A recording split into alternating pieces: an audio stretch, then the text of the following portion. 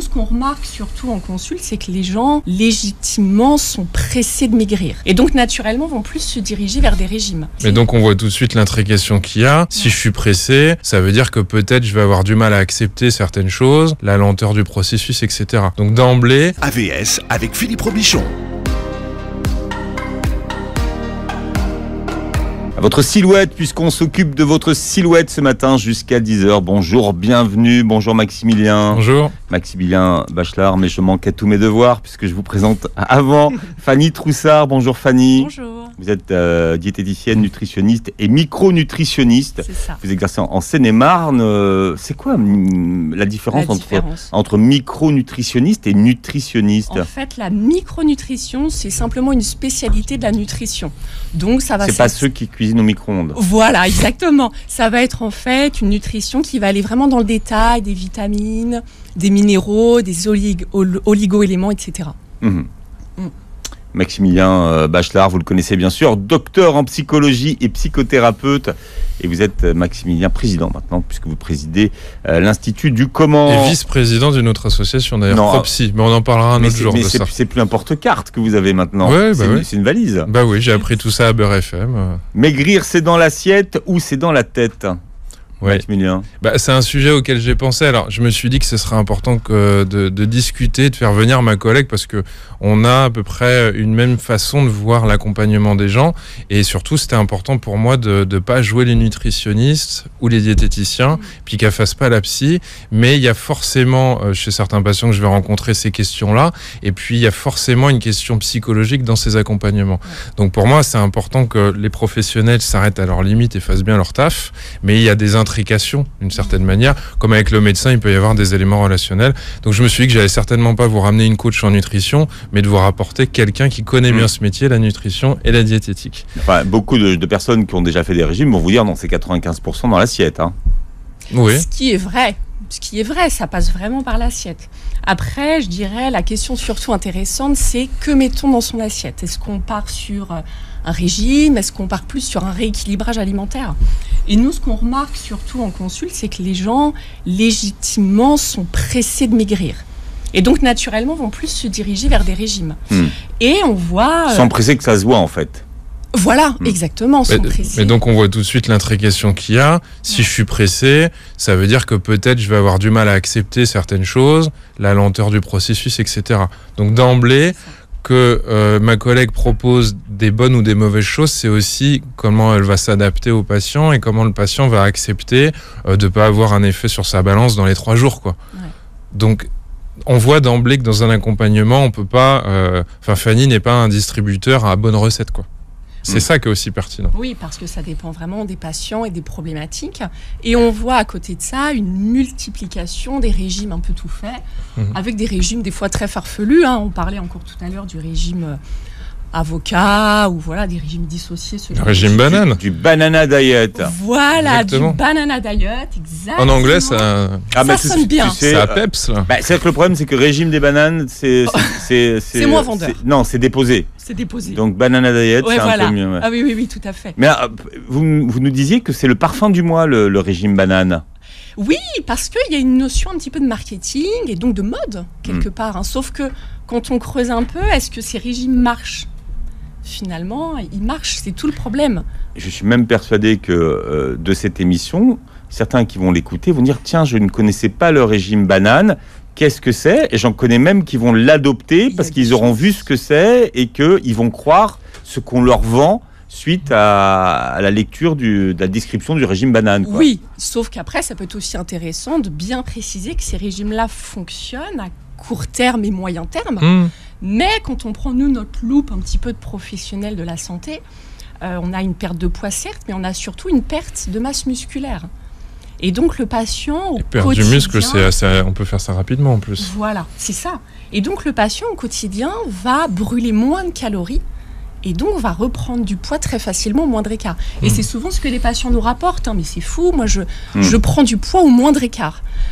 Donc c'est le fameux phénomène yo-yo, du coup ils reprennent du poids, sauf qu'ils reprennent moins en masse musculaire que ce qu'ils ont perdu. Donc c'est une escalade en fait. Il y a plusieurs phénomènes en plus psychologiques, c'est-à-dire que je n'en peux plus, je veux perdre. Et finalement, j'ai pas de réponse maintenant. Donc, comment je réceptionne le fait de ne pas avoir réussi dans l'immédiat? Ce qu'on est on est en train de discuter de la possibilité de faire un régime ou un rééquilibrage alimentaire. Le régime, évidemment, peut nous faire perdre assez rapidement, et puis après on se sent fatigué, et puis après on n'arrive pas à le tenir. Qu'est-ce que ça a comme impact psychologique? Une espèce de désintérêt après pour la perte de poids, peut-être du dégoût par rapport à soi, l'idée que de toute façon on n'y arrivera jamais, et donc on se remet à déconner. Donc il y a tous ces facteurs-là qu'il faut pouvoir pressentir chez les gens qu'on accompagne, puisque, encore une fois, ce qu'il y a dans l'assiette va pas pouvoir nous donner une idée de ce qui va se passer sur le long terme. Ouais, et puis, alors il y a ça, effectivement, il y a aussi la notion importante que si l'assiette n'est pas un minimum équilibré, il y a toute une synthèse de neurotransmetteurs au niveau cérébral qui fait que si je ne mange pas équilibré, je vais moins fabriquer, par exemple, ma fameuse dopamine, le neurotransmetteur qui donne la pêche, qui donne envie de se lever le matin, qui va permettre de soutenir toutes les motivations. Et donc, je vais être moins tonique, je vais être plus fatiguée, je vais avoir plus de mal à me motiver, et donc le cercle vicieux se met en place, quoi. Et c'est intéressant parce que finalement, si on regarde bien, si on visualise, je mange quelque chose qui me fait perdre du poids assez rapidement, et puis bizarrement je suis fatigué, je sais pas trop pourquoi, et puis c'est comme si finalement le moteur s'appauvrissait, et puis tournait de moins en moins vite. Exactement. Et puis on sait pas pourquoi. Donc c'est intéressant parce que on est amené à faire des choses de manière contre-productive sur un moyen terme, mais pour atteindre un objectif à court terme. De la même manière, je prends une personne, je la mets dans une pièce et je l'isole pendant 2 jours et elle voit plus personne, ou je la mets devant une chaîne qui est anxiogène, forcément elle va être amenée à sentir que elle est triste, qu'elle est fatiguée, qu'elle a plus envie de faire grand chose. Donc il y a quelque chose de contre-productif sur le moyen ou sur le long terme, et ça on ne le perçoit pas forcément. Donc perdre du poids dans l'immédiat parce qu'on doit faire un concours ou ce genre de choses, c'est une autre chose, mais on est toujours dans cette question avec les régimes de mettre un coup d'accélérateur, puis freiner, puis reculer, puis repartir. Et c'est vrai que l'idée de l'équilibrage alimentaire déjà impose une question, c'est: est-ce que je peux me dire que j'aurais peut-être perdu 4 kilos à Noël? Ah non, je veux les perdre dans les 2 semaines en fait. Mais on sait très bien qu'en faisant ça, on aura 8 kilos de plus à Noël. Donc il faut pouvoir avoir la possibilité de se projeter un minimum. On ne sait pas, l'expérience nous prouve que si on fait ça, on aura 8 kilos de plus. Mais au début, quand on décide de perdre les 4 kilos, on ne projette pas les 8 kilos de plus à Noël. Non, exactement. Puis on se met des œillères aussi, surtout. Ou alors, on ne le sait pas, effectivement. Nous, on le voit beaucoup en consultation avec les grosses envies de sucrer, les irritabilités qui sont induites par les régimes trop stricts. Qui sont, moi j'appelle ça une cause mécanique. C'est-à-dire que ça ne tombe pas du ciel, c'est je me suis mis dans cette situation de privation. Et donc, je suis en train de me contenir, me faire du mal, et je vais me faire craquer, en fait. Voilà. Parce qu'on n'a pas eu le minimum du minimum. Et c'est surtout qu'effectivement, au niveau cérébral, si on n'a pas un minimum d'équilibre alimentaire, on va moins fabriquer sa sérotonine, c'est un autre neurotransmetteur. Alors c'est le deuxième là que vous voyez ce matin. On a eu la dopamine, ensuite sérotonine. Qu'on activera avec un antidépresseur chez le médecin, chimiquement et bêtement. Exactement. Pour moins déprimer. Voilà. Ça peut marcher. Vous connaissez beaucoup de gens qui, quand ils entament une démarche de prise, de perte de poids ou qui vont voir à la fois un nutritionniste et un psy, ou ça n'existe pas encore, la double prise en charge. La double prise en charge, elle existe et c'est la meilleure. C'est la meilleure qui soit. Elle existe, ouais. On en voit de plus en plus, heureusement. Heureusement, quand on prend le temps d'expliquer aux patients l'important, c'est pourquoi ça marche avec le temps, les gens le comprennent et le suivent. Moi, j'en vois pas tant que ça. Moi, cette question, elle se pose un peu incidemment en consultation. Mais moi, pour ma part, de mon point de vue, c'est assez souvent séparé. Et on va voir Fanny pour ça. Et moi, on vient pas me voir pour ça à la base. Là où on est amené obligatoirement, je vais envie de dire, à se rejoindre, c'est quand il y a l'idée d'une opération bariatrique, de chirurgie bariatrique. Parce qu'il y a un suivi à ce moment-là. Ouais, en fait, non, il y a pas forcément de suivi. Il y a surtout une évaluation que certains médecins demandent. Si je fais une aparté 30 secondes, parce que c'est un sujet avec lequel, envers lequel j'ai été confronté, on en a souvent parlé, Fanny et moi, c'est que les gens veulent avoir cette opération. Les médecins se disent que ça marche pas sur tout le monde non plus, qu'il va y avoir une gymnastique à avoir, qu'il va falloir se projeter, qu'il va falloir accepter des choses, et que ces gens-là, ils sont tellement en détresse qu'ils vous disent oui à tout. Et donc, ils sont obligés de voir le psy, et la plupart du temps, ils vous disent qu'ils savent très bien à quoi s'attendre, qu'ils sont prêts à tous les sacrifices. Mais l'expérience montre que le plus pertinent, c'est d'avoir un vrai accompagnement et d'accepter qu'il y a une part psychologique là-dedans. Quand un patient n'accepte pas cette question-là, moi, de mon expérience, il va rapidement s'énerver dans la question uniquement nutritive. Et il va plus souvent se remettre en difficulté, buter, se restreindre, être en colère, etc., etc. Donc il y a une part qui est consubstantielle au fait de faire un rééquilibrage alimentaire, puisque c'est changer des habitudes, c'est s'intéresser à sa nourriture, c'est se mettre à cuisiner, c'est se mettre à anticiper, c'est se mettre, pourquoi pas, à ne pas que céder à des pulsions, c'est ne pas faire un stop and go par rapport à la nourriture, je mange pas et le lendemain je vide mon frigo.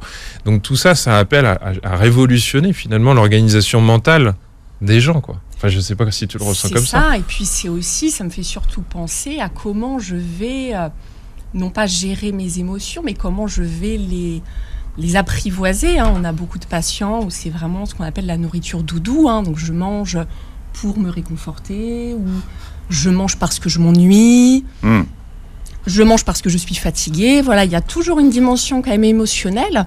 Et ça, c'est vraiment aussi le travail du psychologue, je pense, qui va aider justement à appréhender tout ça complètement. Moi, j'ai ce modèle un peu sur l'addiction, c'est comme ça que je vois les choses. Ouais. C'est-à-dire que si je fume, si je bois, si je mange, pourquoi je fais ça en fait? Dans quel contexte je suis? Donc les gens ont parfois du mal à savoir, parfois ils disent c'est vrai que je mange. Les gens se posent pas forcément la question, Maximilien. Ils se posent pas la question. C'est automatique. Mais sur ce modèle, moi je vois ça comme ça par rapport à l'addiction. Pourquoi vous avez fumé un paquet alors que vous fumez 5 cigarettes normalement par jour? Ou pourquoi vous avez fini un pot de glace d'un seul coup? Et c'est intéressant de se dire quand je suis seul, ça va pas. Ou alors quand je commence à angoisser, le corps, sans que je me rende compte, attrape un pot et je mange et je me relaxe. C'est-à-dire que pour moi, c'est comme s'il y avait deux vies parallèles. Il y a, j'essaye d'être dans le présent et j'évite mes émotions, et mon corps a une solution automatique qui permet de calmer un peu la machine. Et donc, quand les gens arrivent à se rendre compte de ça, mon boulot à moi, pour une addiction en général, pour quelque chose qui est compulsif, c'est d'essayer de faire en sorte que les gens déjà prennent conscience des pièges dans lesquels ils sont. Et des schémas. Des schémas. En place. Exactement, donc je me mets à me bouffer le crâne, à ruminer pour des choses, et à ce moment-là, je mange beaucoup. Et il va falloir non pas que j'aille uniquement changer ce qu'il y a dans mon frigo, mais que je me rende compte que j'ai une gestion émotionnelle à faire en amont. Mais alors là, vous avez parce que nourriture et émotion vont quand même ensemble à un moment donné. Mais vous avez pris l'exemple du pot de glace, par exemple. Ouais. Qu'est-ce qui explique, je veux dire, de façon rationnelle, on va pas finir un pot de glace. Je veux dire, ça paraît fou de se dire qu'on va manger l'intégralité d'un pot de glace en une demi-heure. La plupart du temps, on est assez dissocié. C'est-à-dire qu'on commence par un goût sucré qui va calmer. D'ailleurs, on met du sucre sur la langue des bébés quand ils ont de la douleur, quand ils sont tout petits, parce que c'est le seul truc qui calme le plus la douleur pour les nouveau-nés. Donc il y a un conditionnement. Quand ça fait 20, 30, 40, 50, 70 ans que je suis sur Terre, j'ai associé des choses qui vont ensemble. Et la nourriture, mais le tabac, l'alcool, ce genre de choses, c'est la sphère de la bouche, et ça vient souvent calmer quelque chose d'assez primaire. Donc on n'a pas forcément conscience du conditionnement. Et c'est comme pour le tabac ou le pot de glace, qu'est-ce qui se passe la plupart du temps? Qu'est-ce qui se passe? Comment on le termine? Ça paraît fou. Au début, ça calme, et à la fin, vous avez envie de gerber.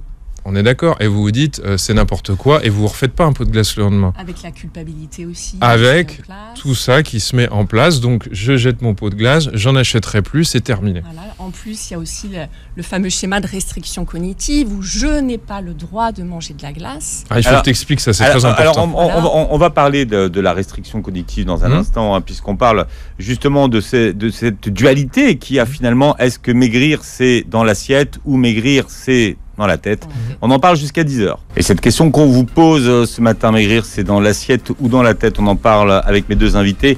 Fanny Troussard, qui est diététicienne, nutritionniste et micronutritionniste et qui exerce en Seine-et-Marne. Et puis Maximilien Bachelard, qui est docteur en psychologie et psychothérapeute. On parlait tout à l'heure de ce mot, la restriction cognitive, mais c'est un cercle vicieux, puisqu'on se prive finalement pour perdre du poids. Et quelles sont les conséquences psychologiques de cette privation? On peut l'expliquer, restriction cognitive. Alors, je suis pas sûr que tout le monde va... Oui, il y a des mots un peu bizarres. C'est assez simple. La restriction cognitive, c'est, mettons, j'ai un régime et je n'ai pas le droit de manger du fromage et de la charcuterie. Voilà. Et donc, à partir de là, je n'ai pas le droit d'en manger, donc j'évite. Sauf que le jour où je craque un petit peu dessus, il y a tout un schéma de culpabilité qui se met en place. Parce que l'interdit est transgressé et voilà, après on a encore plus envie d'en manger. Quand il y a un aliment qui est interdit, je pense que tu vas confirmer. Bah, comme les enfants, quoi. Faut pas manger la confiture et donc hop, le pot de confiture est gouloté et on a un plaisir et en même temps une culpabilité et symboliquement on pourrait être amené à se faire engueuler. En tout cas, on a fait une bêtise. Voilà, exactement. Donc on tient la restriction cognitive, c'est intérieurement, je me suis foutu une barrière, un interdit en fait. Mais comme on se le disait, on n'est pas dans un aspect intellectuel, religieux ou spirituel, on est sur la nourriture. Donc on est sur un truc basique qui est relié à des émotions basiques, notamment de notre enfance. Donc on peut pas, j'aurais presque envie de dire, ce serait comme essayer de canaliser une pulsion, un instinct, quoi.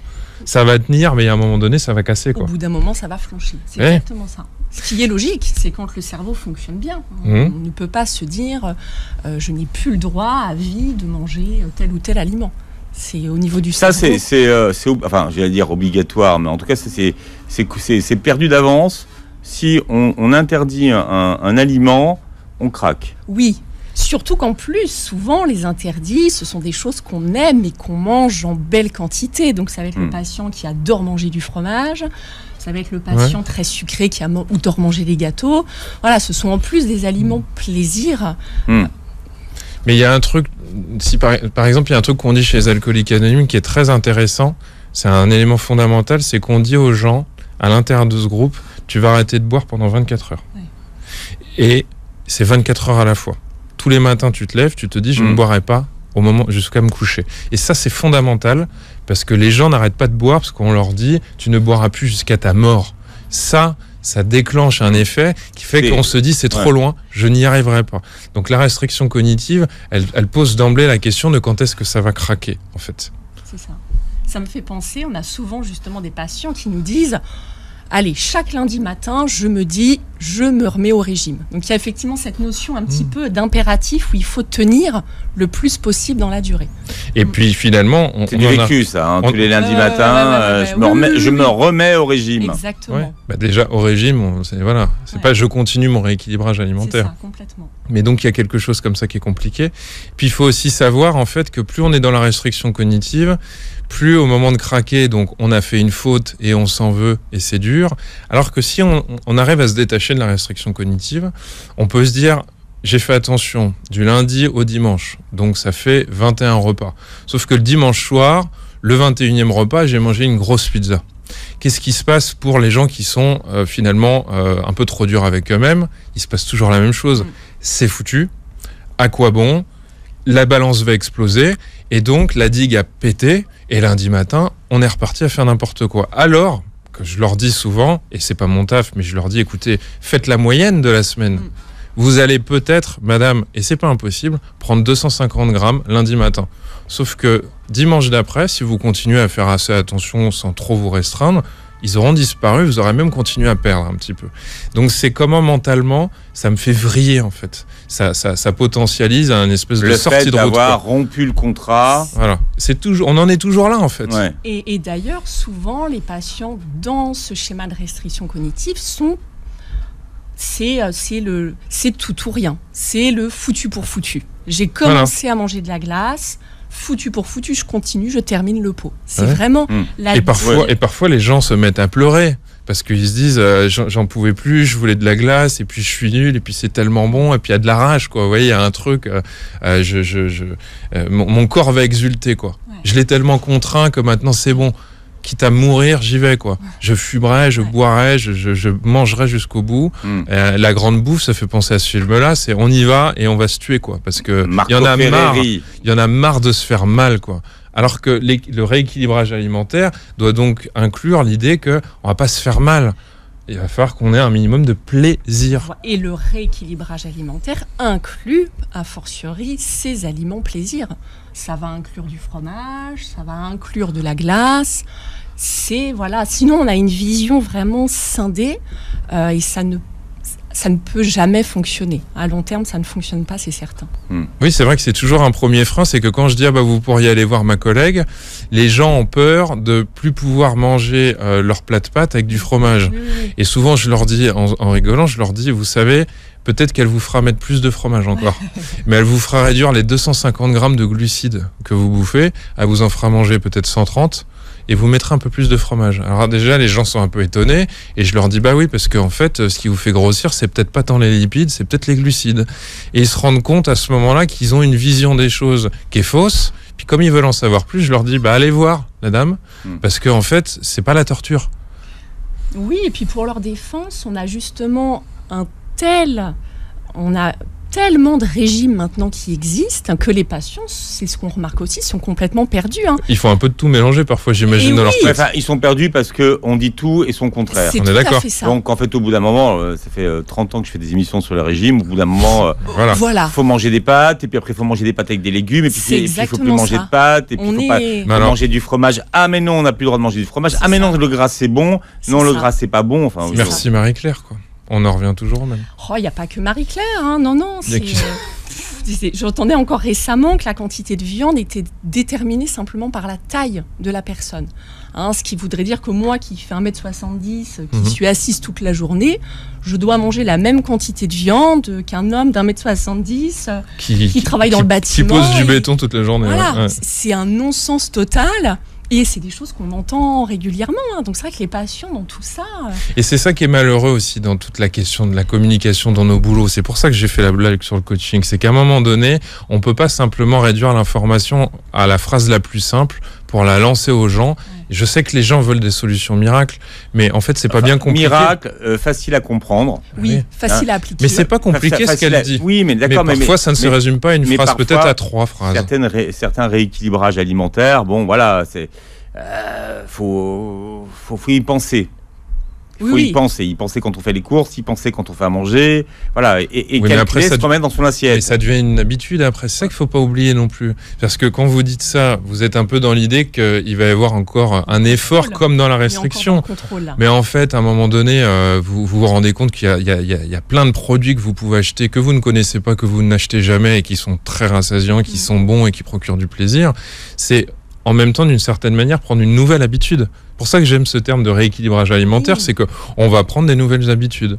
Et par définition, les habitudes vont devenir naturelles et vont se mettre en place de manière automatique. Et de manière, je pense, par une preuve, de manière comportementale. C'est-à-dire qu'on se dit, bon, ça a été... Ah, et puis en plus, j'ai perdu 600 grammes, mais en fait, j'ai même mangé plus qu'avant. Mais pas les mêmes choses. Et j'ai pris du plaisir. Voilà. Et puis je reviens encore dessus, mais 600 grammes, beaucoup de patients nous disent 600 grammes, ce n'est pas grand-chose. Mais oui, mais on a une différence entre 600 grammes de graisse et 600 grammes de muscle. Voilà, si je n'ai perdu entre guillemets que 600 grammes, mais si c'est 600 grammes de masse grasse, l'intérêt, il est... Là, on a tout gagné. J'ai perdu 1 kilo en 2 mois, oui, mais si on fait ça toute l'année, ça fait 6 kilos qui vont partir, quoi. Ouais. Voilà. Alors, par quoi vous remplacez donc la restriction cognitive ? Alors déjà, je pense qu'il ne faut pas se cantonner à l'assiette. Ça aussi, c'est une erreur qu'on fait de temps en temps. Il faut vraiment aussi avoir une vision d'ensemble parce que les patients en surpoids ne sont pas tous des patients avachis dans leur canapé qui grignotent des chips toute la journée. C'est aussi une étiquette qui peut être sympa d'arracher. Il faut qu'on ait vraiment une vision sur le sommeil, sur l'activité physique, sur le stress. Ce sont des paramètres qui influent énormément sur le poids. Qui sont indispensables à connaître. Ouais. D'accord, mais vous me dites toujours pas par quoi on remplace la restriction cognitive, alors en fait. Alors, on apprend effectivement... Parce que on nous a souvent dit que pour perdre du poids, il fallait manger moins, on va dire, et manger moins de certains aliments, et en interdire certains. Voilà, moi je dirais manger mieux. Oui, parce qu'en mangeant mieux, parfois vous mangez plus. C'est clair. Parfois, on peut manger bien plus et perdre du poids. Donc, en fait, déjà, vous enlevez le terme restriction. Voilà. C'est ça que vous enlevez. Exactement, complètement. On apprend vraiment aux patients à manger mieux, à avoir les apports dont ils ont besoin, par exemple en féculents. On a beaucoup de patients qui se restreignent tellement, ils ont faim entre les repas et du coup, ils grignotent. On a par exemple, pour prendre un exemple tout simple, les petits déjeuners un petit peu trop sucrés. physiologiquement, on va avoir donc une décharge d'insuline, et donc 2 heures après, on a très faim. Et donc ça, physiologiquement, si j'ai très faim à 10 heures, je vais être tentée de grignoter ou je vais manger quelque chose. Donc on joue vraiment donc c'est préparer le terrain aussi pour que les signaux du corps soient pas... on n'ait pas à gérer une explosion volcanique, quoi. C'est aussi ça qui est important à comprendre, quoi. Tout à fait. Donc c'est vraiment, donc concrètement, voilà, avec des repas, voilà, ça peut être un petit déjeuner composé de protéines, de glucides complexes. Alors après, on vulgarise auprès du patient, hein, on donne des exemples concrets, mais voilà, l'équilibre alimentaire va nous aider en fait à mieux gérer la faim, à avoir moins faim et à être mieux rassasié. Voilà, maigrir, c'est dans l'assiette ou dans la tête, les deux, me direz-vous. On en parle ce matin avec Fanny Troussard, qui est diététicienne et nutritionniste et micronutritionniste. Et puis Maximilien Bachelard, qui est avec nous, docteur en psychologie et psychothérapeute. Fanny, quelle est la première question que vous posez à ceux qui viennent vous voir pour perdre du poids ? Quelle est la motivation ? Pourquoi voulez-vous perdre du poids, déjà ? Ça, c'est important parce que si on n'a pas de motivation réelle, profonde, on arrive moins bien à se mobiliser et on arrive moins bien à faire des efforts et on arrive moins à changer ses habitudes. Et on se rend compte souvent que les motivations des patients ne sont pas toujours fortes ou ne sont pas toujours claires pour le patient. C'est une question simple et il m'arrive souvent que le patient me dise je ne sais pas précisément pourquoi. Donc c'est intéressant cette question. Comment tu les aides, si je me pose la question, à préciser ces trucs-là ? Alors, est-ce que le surpoids vous fait mal aux genoux ? Voilà, donc tu les projettes dans les choses concrètes. C'est un peu ce qui me viendrait à l'esprit. Vous voulez faire quoi en ayant vos 10 kilos apparemment que vous voulez perdre, ça vous servira à quoi ? C'est ça. En quoi êtes-vous freiné aujourd'hui avec le surpoids ?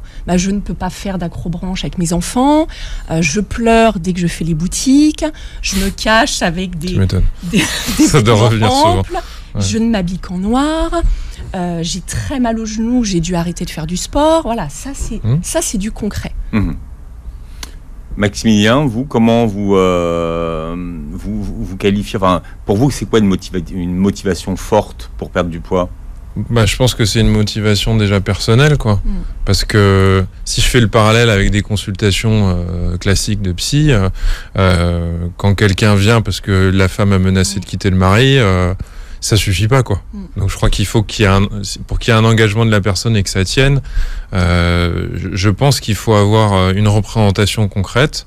Je suis pas sûr que ce soit facile ou très intéressant, je veux dire, de maigrir uniquement pour dans 2 mois quand on se marie. Donc je crois qu'il faut qu'il y ait une volonté. Pour rentrer dans sa robe ou rentrer dans son sur le long costume. terme. Ouais. C'est-à-dire que si on la revoit 6 mois après, je suis pas sûr que ça tienne, en fait. Alors, moi je me sers en toute stratégie de ces objectifs-là à court terme. Tu mets des petits checkpoints pour motiver. C'est un petit peu ça, c'est dire ok, on a l'objectif du mariage et souvent clairement c'est un des objectifs qui fonctionne très bien. Se dire oui, mais par exemple après, y aurait-il un projet bébé par exemple et pour bien aussi faire comprendre que le but est d'ancrer dans une habitude et que si on ne vise que le 21 juin, date du mariage, on a toutes les chances après que, comme un soufflé qui sort du four, que ça retombe aussi sec, quoi. Je pense. Ouais. Mais je pense que c'est bien que ça puisse impliquer des représentations sur le long terme, en fait. Parce que la carotte, elle nous fait avancer un temps. Mais je crois qu'il y a une question émotionnelle aussi. Quelqu'un qui me dirait, je sais pas, à ta place, qui me dirait, je pense qu'il y a ça, quand je me vois en petite culotte à mon âge devant mon mari, lui il se tient bien, pas moi. Je pense qu'il y a des choses à aller chercher derrière qui donnent une motivation. Oui, aussi. Donc il y a le rapport à soi, est-ce que je suis séduisante, ce genre de choses qui pour moi peuvent former une motivation plus intéressante que de simplement se dire je veux me voir mince, point, quoi. Je crois qu'il y a quelque chose à fouiller, à chercher, et puis parfois on se doute qu'il y a toute l'historique derrière. J'ai été obèse quand j'étais jeune, mes parents aussi, où on se moquait de moi. Enfin, tout ça, je pense qu'après, ça permet de qualifier un peu là où en est la personne, quoi, aussi. Oui, et puis je pense que ça permet aussi de ne pas tomber dans le piège des fausses motivations. Il y a des personnes, des fois, qui, pensant perdre du poids, vont penser que le problème de couple va rentrer dans l'ordre, que les enfants vont, comme par magie, devenir calmes. Comme la chirurgie plastique. Je vais me refaire le visage et je vais redevenir jeune et séduisante. En fait, la question n'est pas là. Et là, on est donc sur des fausses, des mauvaises, je pense, motivations. Donc, tu as un détecteur à mauvaise motivation. On essaie de creuser. Oui, c'est un petit peu ça, ouais. Toujours pas, madame. Chercher, c'est pas la bonne. C'est ça. C'est pas mal, ça. Ouais. Comment on fait justement pour renforcer la question de motivation ? Parce que quand on entame une démarche de perte de poids au début, voilà, ça va très bien. Ça va même tout seul. Et après, la volonté, ou en tout cas, ça commence à craquer. Comment est-ce qu'on relance justement cette motivation ? C'est là où notre rôle, justement, je pense, il est d'intégrer des habitudes. Là où on a gagné, c'est quand au bout de 4-5 mois, le patient nous dit naturellement « Ah maintenant c'est vrai, je ne grignote plus ». Ou je n'ai plus faim entre les repas, donc voilà, j'attends patiemment le dîner. On est vraiment là sur des habitudes et des changements durables. Mais donc tu fais des allers-retours et tu pousses les gens à se regarder. Et moi, c'est un peu ce que j'allais proposer, parce que moi, je trouve que c'est important, pas uniquement sur la question de la nutrition, mais qu'on puisse sentir les changements qu'il y a eu. Oui. Donc comme je l'ai déjà dit à d'autres moments, changer, c'est pas ce qu'il y a de plus pertinent. Il faut sentir qu'on a changé. Il faut l'observer. Donc moi, j'aurais tendance à poser la question d'une manière générale. Est-ce que les gens l'ont remarqué ? Comment vous vous êtes senti ? Comment vous vous sentiez avant ? Par exemple, des photos. Par exemple, parce que pour moi, il est important que les gens sentent que ce qu'ils font a une prise sur le monde et sur eux-mêmes. Sinon, ils continuent à se sentir impuissants. Donc, c'est important de pouvoir se dire, je constate que oui, cet effort m'a fait changer là. Oui, je constate que oui, c'est vrai, j'ai pu acheter ma lingerie et puis ça allait. J'ai pu aller à la plage et ça m'a beaucoup moins trituré la tête. C'est-à-dire venir renforcer cette transformation, parce qu'il y a quelque chose comme ça, de la preuve, qui pour moi fait changer les gens. Mais de la même manière, si je sors de l'alimentation, quand j'ai un patient et qui me dit, écoutez, vous me dites que j'ai changé, et puis c'est vrai que quand vous me le dites, on me l'a dit, et c'est vrai que j'ai changé tel comportement et qu'avant j'aurais réagi comme ça. Là, il y a quelque chose qui vient se consolider. C'est et ça, le mousqueton qui se renforce. Ça consolide, tout à fait. Et donc c'est important, à chaque fois qu'on monte, de valider et de se dire... Étape 1, étape 2, étape 3. C'est ça, d'aider le patient à faire un petit retour arrière en disant, mais vous vous rendez compte, il y a 6 mois, on avait des grignotages la nuit, ou vous n'aviez pas le réflexe de faire des légumes, et là vous me parlez de légumes surgelés, de carottes râpées en 5 minutes. Et là, le patient prend effectivement conscience que, ah oui, c'est vrai, j'ai changé. Parce que quand on est dedans, on ne fait pas toujours attention aussi à tout ce qui a été changé. Donc il faut pouvoir renforcer les gens en disant, mais finalement, moi j'ai rien fait, je vous ai parlé, je vous ai donné des images, vous l'avez fait, vous continuez à le faire et vous vous rendez même plus compte. Donc ça devient déjà une sorte de seconde nature, mais rendez-vous compte que ça vous a fait progresser, que vous dormez mieux, et que votre alimentation a permis ça, que à 11h vous n'êtes pas en panique à chercher au distributeur une barre chocolatée et que ça vous pose plus de questions, et donc après tu peux dérouler tout ce que tu connais de la personne. C'est ça, et du coup naturellement, parce qu'on parlait de maigrir, effectivement c'est intéressant, mais c'est surtout la notion de maigrir durablement.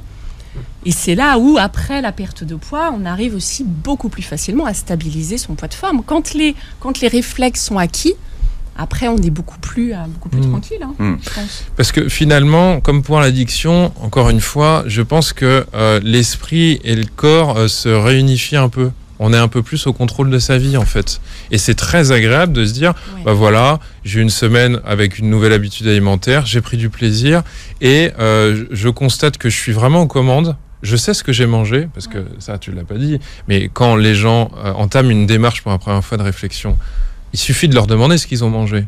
Et en fait, ils te disent ce qu'ils ont mangé. Et puis quand on creuse et qu'on prend 5 minutes, en fait, on a mangé le double ou le triple. Parce qu'on ne se rend pas compte qu'on a grignoté. On a l'impression d'avoir pas beaucoup mangé. Pas systématiquement. Pas systématiquement, mais c'est très important déjà de se dire, maintenant j'ai un peu plus conscience de ce que je fais. Et oui. Et en ayant conscience, je peux changer la trajectoire. Donc en fait, je reprends du pouvoir sur ma vie, d'une certaine manière. On peut faire l'écho sur de quelle nature sont les grignotages. Si je grignote en rangeant le lave-vaisselle ou en pliant le linge, le patient effectivement ne se rend même pas compte qu'il grignote. La mère qui s'occupe pas d'elle et qui fait à manger aux enfants et qui grignote toute la journée, ça c'est l'exemple aussi qui nous permet de personnaliser ce qui se passe en face. Donc tu vois bien qu'on tire un problème, en tout cas une problématique, une question aussi. C'est j'ai pas de temps pour moi, ou je le prends pas, ou ce genre de choses. Ou on voit aussi beaucoup l'association télé-grignotage. Voilà, ça c'est le duo parfait, c'est je m'installe dans mon canapé, je suis dans mon petit cocon avec mon petit plaid, c'est mon moment à moi, et donc je grignote. Quelle quantité, je ne sais pas, parce que je suis tellement absorbée dans la série que je ne sais pas ce que je grignote. On se rend plus compte. Et il y a l'association, enfin je pense, tu me dis qu'il y a l'association potes, apéro, et donc on mange et on se fait plaisir. Aussi. Et donc, moi je crois qu'il y a des gens, enfin je les vois autour de moi, ils aiment bien se réunir régulièrement. Donc à chaque fois, c'est l'occasion de déborder de partout, parce que l'amitié va s'exprimer forcément avec des débordements de nourriture. Et il y a aussi la dimension, j'ai tellement fait attention toute la semaine que ce week-end, j'ouvre les vannes. Je me lâche. Open bar. Wouhou. Voilà, c'est exactement ça. Et donc parce que je l'ai bien mérité. Parce que je l'ai bien mérité. J'ai bien mérité. J'ai tellement souffert. C'est ça. Donc, on voit bien cette histoire de restriction cognitive. Ouais. Si on souffre plus, d'un seul coup, peut-être qu'on peut être un peu plus apaisé pour être plus raisonnable. Donc je me lâche le week-end. Donc je mange au-delà de ma faim. Parce que souvent les patients sentent que c'est bien au-delà de la sensation de faim. Je mange au-delà de la faim, j'en ai bien conscience. Mais voilà, c'est le week-end, tout est permis. Et puis lundi. Et j'ai fait attention toute la semaine. Voilà. Tu parles de sensation de faim. Est-ce que tout le monde est au courant des signaux en fait ? Non. Comme pour le sommeil. Non. Je suis pas sûr qu'on soit tous bien conscients de ça. Non. Il y a beaucoup de patients effectivement qui ne savent pas ce qu'est avoir faim. Il y a aussi beaucoup de patients qui... Et être rassasiés. Exactement. Normalement, on est tous capables d'écouter le signal de rassasiement, mais ça peut se perdre assez jeune. C'est pas évident à retrouver. Ça, c'est quand même un travail de longue haleine. C'est pas instinctif. Mais j'ai une question à te poser. Alors, est-ce que c'est un objet de travail ou est-ce que c'est un indicateur que la personne est en train d'avancer ? Les deux. D'accord. Les deux. C'est un outil, effectivement, pour voir la progression. Si on sait que notre patient, d'un coup, me dit « au bout de la moitié de l'assiette, je me suis arrêtée, je n'ai plus faim, alors que, il y a 6 mois, je terminais l'assiette, et puis je terminais même l'assiette de mes enfants. » C'est une indication. Ouais. Et c'est vrai que le parallèle avec le sommeil est important. Parce que c'est la même chose quand on consomme de l'écran, et ça c'est un exemple que tout le monde connaît, parce que maintenant c'est la modernité, on regarde l'écran, on est fatigué, mais on est hyper vigilant, hyper concentré, on est en train de regarder un truc complètement idiot, et on fait fi des signaux qui nous disent qu'il faut pioncer. Et quand on commence à tomber cassé par l'écran, en fait, le corps, il est en train de se réveiller, il peut plus dormir. Et donc, on se retrouve à 2h du matin, on n'arrive toujours pas à fermer les yeux. Parce qu'on n'a pas entendu le cri d'alerte du corps qui hurle, mais on a mis l'écran qui est bien plus fort par-dessus et qui nous rend hyper vigilants. C'est pareil avec le signal de satiété. C'est ça, exactement. Et il y a même le cri de fatigue est tellement là qu'on va sûrement des fois aussi grignoter. Donc ça, c'est la prochaine. Pour garder les yeux ouverts. Mais c'est la prochaine émission alors, entre satiété et sommeil. Et sommes-nous à l'écoute de notre corps ? Est-ce que c'est un titre qui est bon, Philippe ? Parfait, Maximilien, merci. Fanny, merci d'avoir été avec nous. Vous réécoutez l'émission en podcast sur beurrefm.net. Vous avez la vidéo qui sera disponible d'ici quelques jours sur la chaîne YouTube. Vous pouvez commenter, poser vos questions d'ailleurs. On prendra tous les commentaires. Merci à tous les deux d'avoir été avec nous et passer une très très belle journée santé sur Beurre FM.